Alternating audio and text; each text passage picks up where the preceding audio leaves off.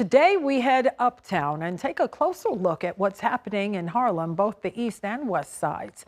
The legendary neighborhood synonymous with Black and Latino culture faces a crisis that threatens the very fabric of its identity, a critical shortage of affordable housing. Sky-high rents and property values now displacing longtime residents who find themselves priced out of the neighborhood they once called home. Our guest on this Sunday, Harlem Assemblymember Jordan Wright. The new president of the Manhattan Young Democrats has a plan to educate and activate voters. Plus, a groundbreaking ceremony for an affordable housing complex in East Harlem. The nonprofit behind the project being called a model for urban equity. The executive director of Belongo also joins us in studio. And later,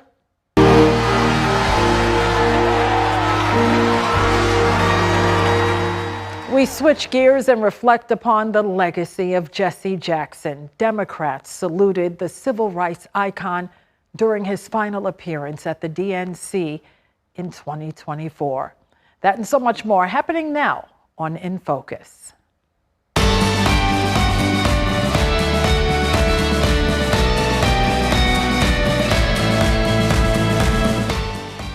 Let's begin today's program with our first guest, Harlem State Assemblymember Jordan Wright. Always good to see you. Always. Thank you, Cheryl, for having me. Absolutely. You know, you're part of a powerful legacy in Harlem. Your father, Keith Wright, is the current leader of Manhattan Democrats. You are the grandson of Judge Bruce Wright, and you were born in Harlem. Your family's been there for generations. But here's the thing.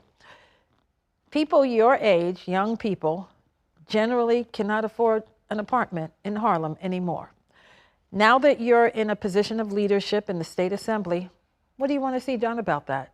I want to see more housing built so we can have more housing stock. So, we have more supply and more demand, then we was able to have more affordable apartments. I think it's a very simple calculus, and I look forward to working with all those, my partners in government, to make sure that can get done. Because we need more housing, more people can move into the housing, rents can be more affordable. Yeah, but how do we get that done? Uptown, when all those brownstones are now seven figures, like low seven figures. Mm-hmm. 5-10 million, right? I know Strivers Row, it's all very pricey. In some cases, it's more expensive to rent than it would be to own in the future. So again, I look forward to working to build, more properties, more projects, more development, more housing that's fair and built for Harlemites and people who are, from the neighborhood, of the neighborhood, and any young people who wants to come and start their lives in Harlem. I think that's key. Yeah, and you're now president of the Manhattan Young Democrats Club, and tell me about that club. What is the activism like? It's a lot. It's making sure that, young folks have a seat at the table. It's important that young people are heard when it comes time to vote. And, we get out there, we knock doors, we represent those who we think are going to represent us. We want to make sure we see them in office, representing us in the halls of power, state assembly, state senate, Congress, the list goes on. Okay. And, you've been here many times, but you've always been on the other side of the camera representing the last one was Yusuf Salaam, who's now, of course, city councilman. What did you learn from that experience, being behind the scenes, being chief of staff? I learned a lot. I learned how, how the sausage is made, for lack of a better phrase. I got to work with him. It's like, obviously his lived experience being an exonerated member of the Central Park Five is key. But also seeing him grow as a council member helped me grow as a staffer and then being able to become, an assembly member. Yeah, and now you're 1 year in as a member of the assembly. And what are you most proud of? What have you been able to accomplish? One of the things I'm most proud of is the 110th Street train station is now the Malcolm X Plaza train station. That was a piece of legislation that I carried with my Senator Cordell Clear. I grew up taking that train every day going to school to and from, and it was the Central Park North train station. Now young people will see that it is the Malcolm X Plaza train station. Yeah, and you sponsored that, like you said, with Senator Clear. Why was that important? It was important because young people have to know exactly who they are, whose they are, where they come from. And what better way to do that than to show mass transit a station named after an icon like Malcolm X? Yeah, and let's talk about Mayor Mamdani. You support him. He just did something rather controversial for many homeowners. He proposed raising property taxes. What do you make of that? I think that it's something that it's interesting how the mayor is going about this. I think that it's going to be key in our state budget process as we move forward. I think a lot of discussions need to be had, and I look forward to working with the mayor, the speaker, Carl Hastie, the governor, to make sure that we can have the most affordable city possible. Yeah, but you talk about the most affordable city possible. So many homeowners in Harlem and Queens, throughout the city, that's the last thing they want to hear. Because they feel like they're being priced out. And especially for seniors on fixed income struggling to stay in their homes. You are sensitive to those issues, I'm sure. Have you had any kinds of discussions with the mayor about this? I haven't talked to the mayor directly about it, no. But one thing that I do know is I will talk to my constituents about it. I will see how they feel. And when I go into the rooms, when I'm negotiating, when I'm talking with folks, I will make sure that the constituents of the 70th Assembly District, their voices are heard at the table. Okay, so when we come back, we want to talk about that Legionnaires outbreak. You were on the scene during that tragedy. And many people want answers still. So thanks for staying with us. We're going to continue our conversation with Assemblymember Jordan Wright. And still to come. Hijinks in a Harlem dance hall. It's 1927. Famously known as the home of Happy Feet, the rhythm and resilience of the Savoy Ballroom on its 100th anniversary. We'll be right back.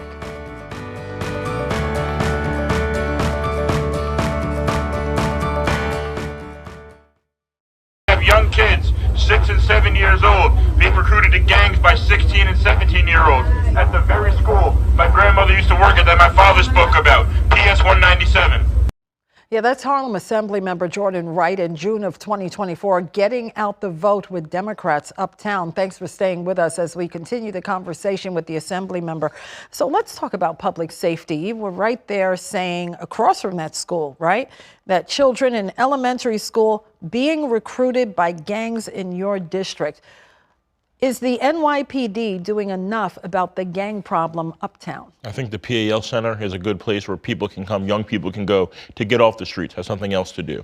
I have a piece of legislation that I'm working on to make sure that, youth sports funding can get more, more money. I think it's important that we're investing in our young people. Yeah, as someone that grew up in Harlem, how do you feel knowing that children are being recruited for these violent gangs when they're in first grade? I'm disgusted, but I think it's a byproduct of a larger problem.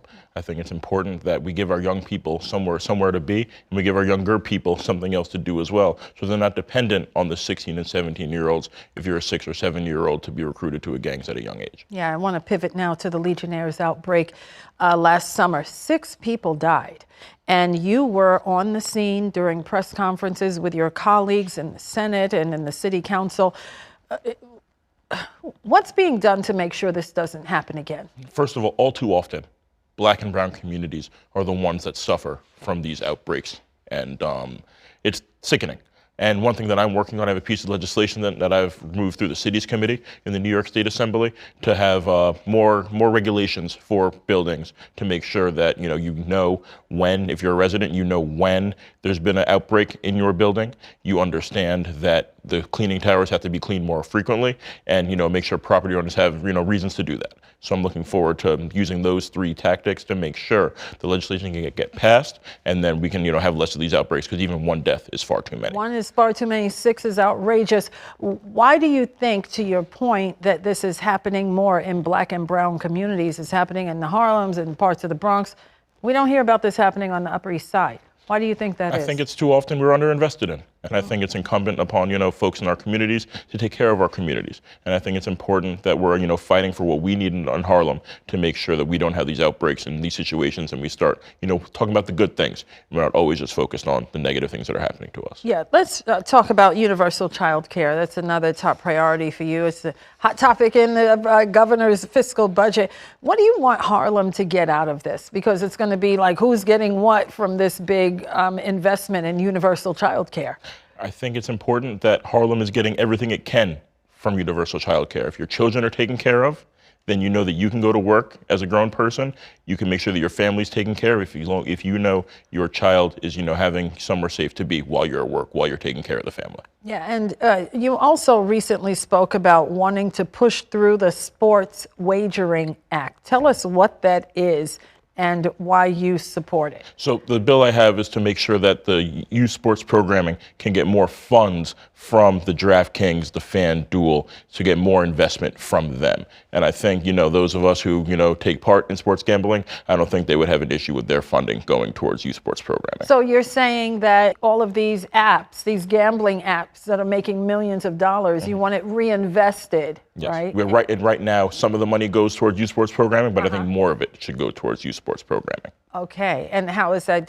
Is that in the cycle yet in the state legislature? We're working on it right now. It's a piece of legislation that I own, and I look forward to moving it through the House and the Senate. Okay, and the governor's race is coming up. You know that they're calling it the grandmother's ticket, right? Adrienne Adams and Kathy Hochul will be the Democratic nominees, presuming they both sail through the primary, which it looks like they will. What are your thoughts on the campaign so far? I think it's going well. As the president of Manhattan Young Democrats, who's better to young people than your grandmother? I was lucky enough to have two at one point, so I look forward to supporting my governor, Kathy Hochul, my lieutenant governor, Adrienne Adams, to making sure that, they can go through and they can take care of young people as, again, the first grandma ticket that we've had. What are the Manhattan Young Democrats doing to really get out the vote for the midterms? Because many say this is probably the most consequential election of our lifetime. What's being done to really get, especially young 18-year-old voters, to get to the polls? We're going to knock on doors. We're going to send out mail. We're going to be on the phones. We're going to do the work on the ground to ensure that young people, 18 years old, first-time voters, understand how important it is to be a first-time voter. Do you think they care? They should, and they will, and they do, because we're going to make sure they do and they know the consequences. Because if you're not voting, it's still going to impact you either way. Okay, Harlem State Assemblymember Jordan Wright, thanks for your time. Thank you for having me. Really appreciate it. Go Okay, Orange. time for another break. In Focus continues right after this. And now, a flashback from our New York One archives. February 17th, 2026, less than 2 weeks ago, civil rights icon, the Reverend Jesse Jackson, passes away. We have shifted from burn, baby, burn to learn, baby, learn. During the summer of 1972, before the Staple Singers and Isaac Hayes took the stage, some 100,000 people turned their attention to Jackson at the Los Angeles Coliseum. The activist had earned the respect of millions of African Americans for organizing and marching alongside the Reverend Dr. Martin Luther King Jr. He was there when gunshots rang out in Memphis on April 4th, 1968. And in the years and decades that followed, he encouraged everyone to keep hope alive. In the early 80s, the founder of the Rainbow Push Coalition embarked upon a dream of his own, to be president of the United States. Use hope and imagination as weapons of survival and progress. He ran in both 1984 and 1988, showing the viability of a black candidate on the national stage. His campaign also registered millions of new voters. And in 2024, this Democratic National Convention in his hometown of Chicago would be Jesse Jackson's last. Democrats on their feet, saluting a towering figure in American politics who spent more than 6 decades advocating for marginalized communities, bridging divides, and challenging the status quo. I am black, beautiful, proud. I must be respected. I must be protected. I am somebody. And that he was. Jesse Jackson was 84.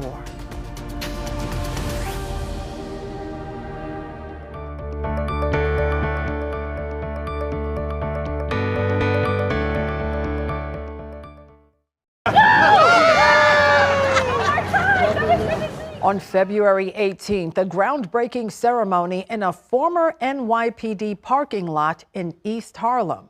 It will soon yield hundreds of units of affordable housing. Let's talk about it with Marietta Ulacia, Executive Director of the nonprofit Belongo. Great to meet you.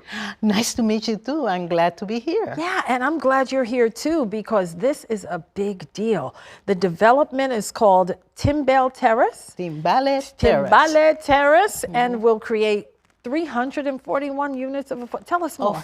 100% affordable housing, 341 apartments. This is a building that has 20 stories.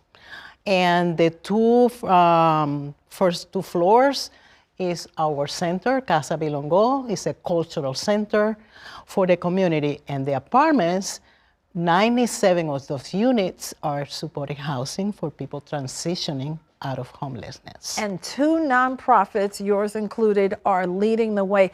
How long did it take? Because I've talked with nonprofits that have created affordable, it's not easy. No, it took a long time. Why do you think it takes so long? It's zoning. Housing is a big deal in New York. It takes a lot of community effort. It was two different administrations, community boards involved.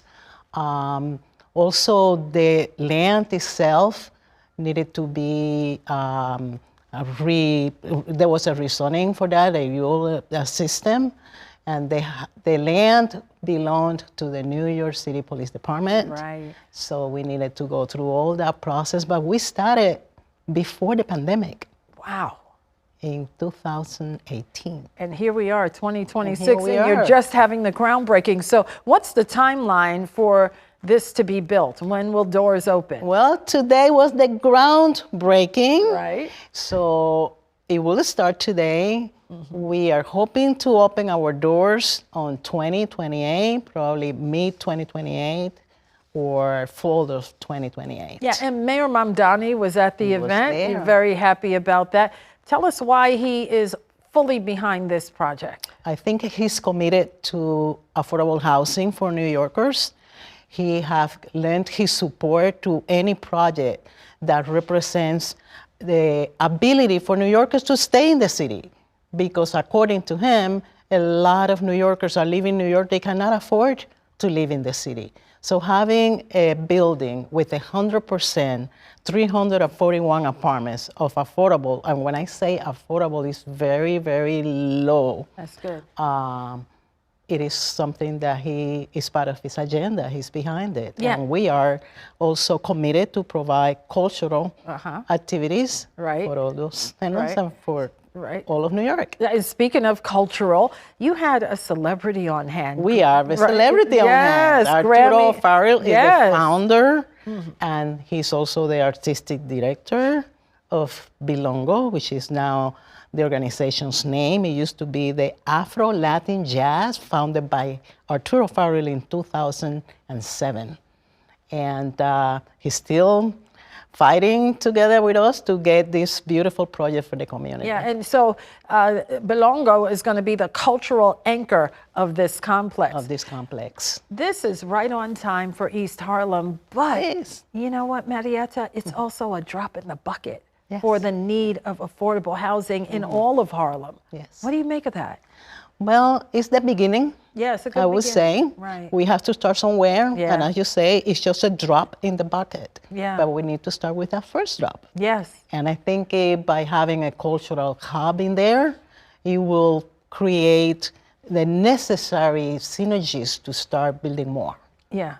And to bring the community together. Yeah, and that's what this is all about, right, Marietta? Bringing the community together. Bringing the community together. Why is that important for you? It is very important because, at least in East Harlem, if not in all of New York, this is the first time that you have affordable housing and culture together, bringing a community, lifting a community out of a place that has been neglected, if I may say.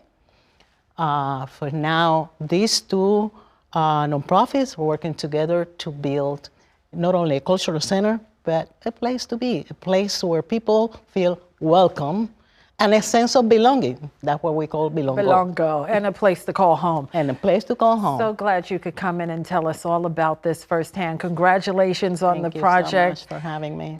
Marietta Ulacia, Executive Director of Belongo. Thank you. And now, our final focus. A legendary dance hall that once stood tall in Harlem hits a milestone. Hijinks in a Harlem dance hall. It's 1927. Yeah, known as the home of happy feet, the Savoy Ballroom was the place to be from the day its doors opened on March 12, 1926, until it closed on July 10, 1958. The venue was located on Lenox off 140th Street. The ballroom's history is linked to the birth and evolution of the Lindy Hop. The Savoy was also a proving ground for the biggest names in the big band and swing era, from bandleader Chick Webb, singer Ella Fitzgerald, Count Basie, Duke Ellington, and Benny Goodman. The list goes on. And even though the ballroom was sadly demolished in 1958, there'll be a special event on March 21st called the Savoy 100. Dinner, dance, and fundraiser at the historic Alhambra Ballroom for those who remember its glorious legacy. They plan to Lindy Hop the night away, just like in the old days.